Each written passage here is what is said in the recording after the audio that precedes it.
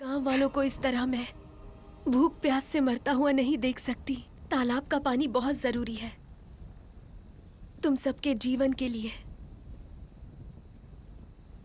इसका मतलब तुम मालिक के पास जाकर रात बिताओगी? क्या सही है क्या गलत मैं नहीं जानती, पर एक बात मैं जानती हूँ कि अगर मुझे तुम सबको बचाना है तो अपनी कुर्बानी देनी होगी, और ये फैसला मेरा अपना है। मेरी जिंदगी में रुद्रंगी ही सब कुछ है। रुद्रंगी के लिए मैं अपनी जान दे भी सकता हूँ और किसी की जान ले भी सकता हूँ। यही मेरी सब कुछ है। मालिक, अगर मुझसे कोई गलती हुई है तो मेरा सर धड़ से अलग कर दीजिए। आप अपने हाथ कंधे क्यों करेंगे? मैं ही अपना सर काट देता हूँ। आदेश दीजिए। सुनिए जी, रुक जाइए, मेरी बात तो सुनिए। चल हट। सुनिए, आप फिर से गलती करने जा रहे हैं।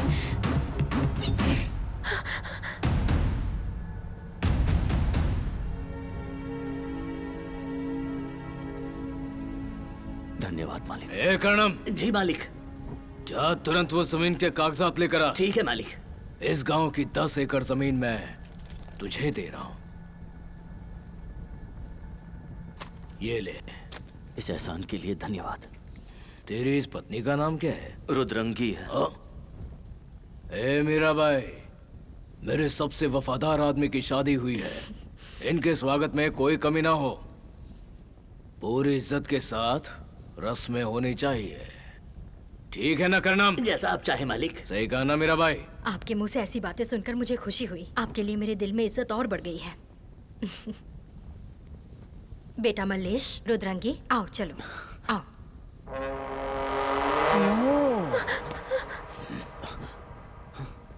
तेरे मालिक ने तुझे छोड़ दिया होगा मल्लेश, लेकिन मैं नहीं छोड़ूंगी।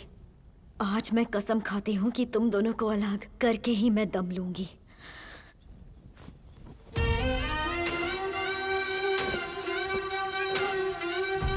हम गरीबों के लिए इतना सब कुछ मालकिन। इज्जत के साथ जीने का अधिकार तुम्हें भी है। तुम दोनों अब नई शुरुआत करना। मेरे पति ने जिंदगी में पहला अच्छा काम किया है। आप ऐसा क्यों कह रही हैं मालकिन? मैंने जिंदगी में उन्हें बहुत सी गलतियां करते हुए देखा है। मालिक पूरे गांव के लिए भगवान है और मेरे लिए भी। रुद्रंगी को अब तुम अंदर ले जाओ। आशीर्वाद दीजिए। ऊपर वाला तुम दोनों की जोड़ी सलामत रखे।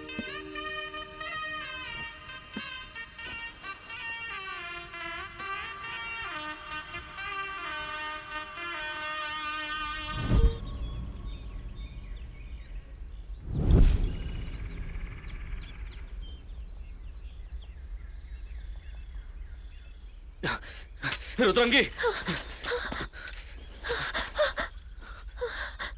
कौन हो तुम लोग? यहाँ किस लिए आई हो? मालिक ने भेजा है क्या? ये सब तो हमारे गांव वाले हैं। वो हमें मारना चाहता है। मैं इन सब के लिए मरने को तैयार हूँ। क्या हो गया? सबको सांप सूंघ गया क्या? मेरा गुलाम कहाँ है? मैंने सोचा था उसे घसीट कर ले आओगे और मेरी रुद्रांगी मेरी बाहों में होगी। थू! धिक्कार है हम पर। आज तक हम कायरों की तरह जी रहे थे, लेकिन अब हम तेरा जुल्म और नहीं सहेंगे। भले ही गांव वाले भूख प्यास से मर जाएं, लेकिन रुद्रंगी को हम आपका शिकार नहीं होने देंगे।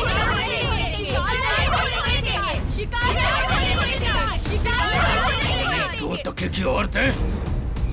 ए कर्णम। मालिक, ये पहली बार हुआ है मेरे राज्य में किसी ने बगावत की है। सबकी खाल उधेड़ दूंगा। आप चाहते क्या है मालिक? जोर जोर से मारो इन्हें, खून की नदी आ बहा दो। आज इनके गांव को शमशान घाट बना दो। छोड़ दो उन्हें, उनको छोड़ दो। क्या कर रहे हो? इतना खून बह रहा है, छोड़ दो उन्हें, छोड़ दो मेरे बच्चे को, छोड़ दो। रुक जाओ।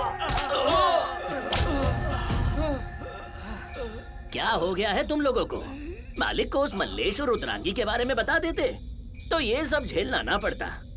अगर तुम लोगों ने अपना मुंह नहीं खोला तो मार मार के तुम्हारी चमड़ी उधेड़ दी जाएगी। अब बताओ क्या चाहते हो तुम लोग?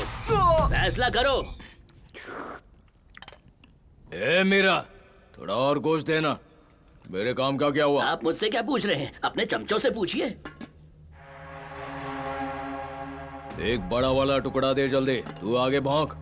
वो वहाँ हमारे लोगों की हड्डियाँ तोड़ रहा है और आप यहाँ आराम से हड्डियाँ चूस रहे हैं। कोई कुछ भी कहे, उसको पालने वाले तो आप ही हैं। ठीक से पका हुआ टुकड़ा नहीं है क्या? तू खाएगा क्या रे? ऐसी किस्मत मेरी कहाँ मालिक। भूतनी के पैदा ही क्यों अरे? चल बता, उसने और क्या कहा? रहने दीजिए मालिक, मैं अपने मुंह से नहीं बोल पाऊंगा। क्या बोला उसने? ये धरती तुम्हारे बाप की जागीर नहीं है, अन्न देने वाली माँ है। बुरी नजर डाली तो सर काट देंगे, ऐसा कहा। और क्या बोला वो कर्णम? मालिक उसने बोला कि हम सब आजाद हैं और ये जमीन हमसे कोई नहीं छीन सकता। ये तो उसके शब्द हैं मालिक, मैं तो ऐसा सोच भी नहीं सकता। सुनिए, आपके पाप का घड़ा भर चुका है, अभी भी वक्त है। इस मांग को भरने के लिए आपका जिंदा रहना जरूरी है। मैंने तुझसे पूछा मुझे क्या करना चाहिए क्या नहीं? पाप, मेरे पापों का घड़ा बहुत बड़ा है। मैं जो चाहूँ पाप, जो चाहूँ पुण्य। और क्या बोला वो बता? बोला तो बहुत कुछ मालिक। उसे तो लगता है कि इस लड़ाई में वो ही जीतेगा। शेर और बकरी की लड़ाई है ना? भला इस लड़ाई में कभी बकरी जीतती है क्या? बकरी कभी नहीं जीतती, हमेशा शेर ही जीतता है। मतलब इस खेल में भीमराव की हार असंभव है। जीतूंगा तो मैं ही। आप शेर हैं, ये तो सब जानते हैं, लेकिन लोगों को लगता है कि वो बब्बर शेर है। वो बब्बर शेर होगा, लेकिन मैं तो भगवान हूँ। भैया अब क्या करें? आज से भीमराव तालाब का पानी हमारे लिए बंद हो गया है। अब फसल कैसे उगेगी? बैल को क्या पिलाएंगे? बच्चे क्या पिएंगे? और हम कैसे जिएंगे? बस एक ही तरीका है, उसके सामने जाके गिड़गिड़ाना पड़ेगा। भाई, पूरे गांव में सूखा पड़ा है, एक एक बूंद पानी के लिए लोग तरस रहे हैं। तुम लोग थोड़ा सब्र क्यों नहीं रखते? अरे सब्र रखने का वक्त नहीं है। अरे चुप वो रहो, ऐसे आंसू कैसे भी कैसे फैसला ले डालेंगे? सकता है? ये बातें सुनने में अच्छी लगती हैं। उसने इस बार बहुत ही चालाकी से जाल बिछाया है। हम भी मर जाएंगे लेकिन रुद्रंगी को उसके पास नहीं भेजेंगे। क्या कहते हो मल्लेश भाई?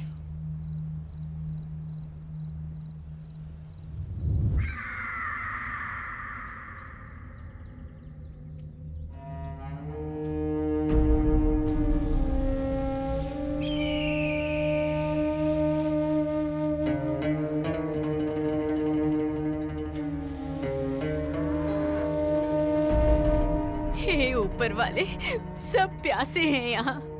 फसल सूख गई है, बैल मर गए हैं, हम क्या करें? थोड़ा सा पानी दोगी दीदी? प्यास लगी है। ऐसा लग रहा है मैं मर जाऊंगी। मेरे दादाजी प्यास से मर गए, हमारी बकरियां भी मर गई। बहुत प्यास लगी है, थोड़ा सा पानी दे दीजिए।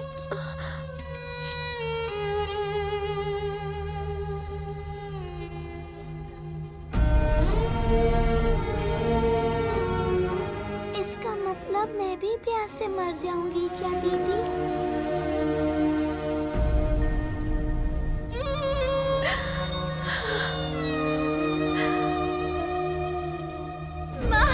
उठो माँ, मुझे प्यास लगी है।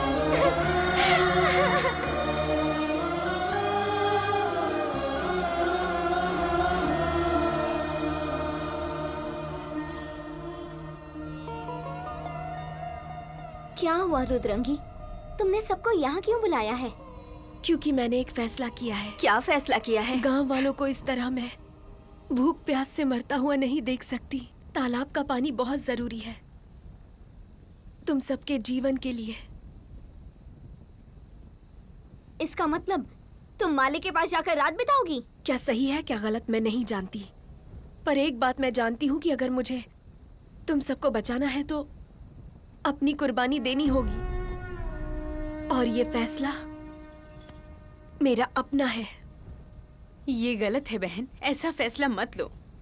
अगर मल्लेश भाई को पता चल गया ना तो गला काट देगा। रुद्रंगी,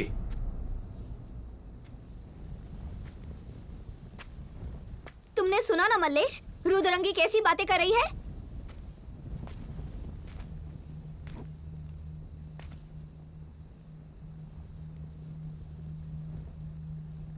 ये सही है। इस फैसले में मैं इसके साथ खड़ा हूं। अगर आपको लगता है हम गलत हैं, तो आप जो सजा देंगे हमें मंजूर है। तो इसमें गलत क्या है? ये त्याग है। रुद्रांगी जो करने जा रही है, इससे बड़ा त्याग दे पाना संभव नहीं है।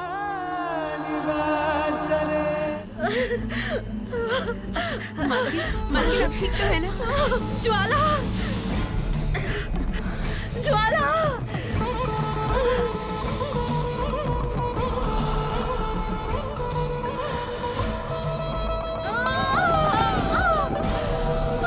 हिम्मत रखिए मालकिन, मालकिन हिम्मत रखिए।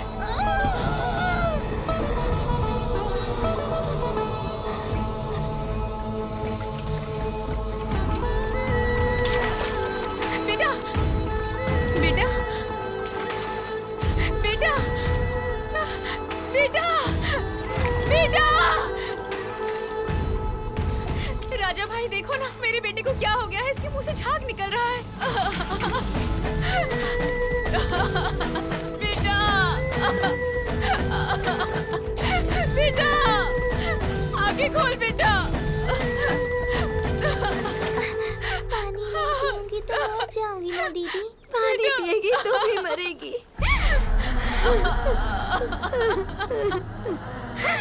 सब लोग रुक जाओ, पानी मत ले जाना। पानी में जहर मिला है, तुम लोग पानी मत पीना। मल्लेश भाई, हमारे साथ विश्वासघात हुआ है।